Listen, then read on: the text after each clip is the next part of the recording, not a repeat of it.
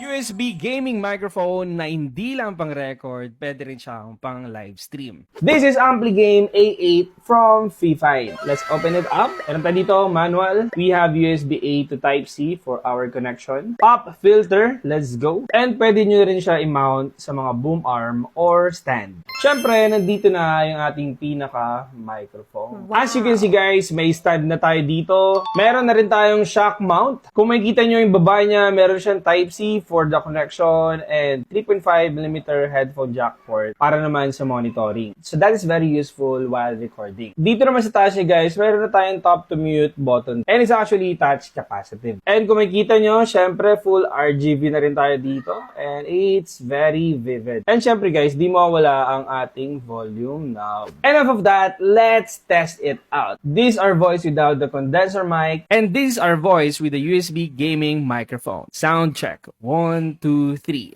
Although this a condenser microphone, it still features cardioid pattern. Meaning, mostly sa harap lang siya mas efficient, but it is very effective in filtering yung mga noise on the side or even the background. To enhance the audio quality, syempre meron tayo ditong pop filter. So super ideal to not only for streaming, but also for recording.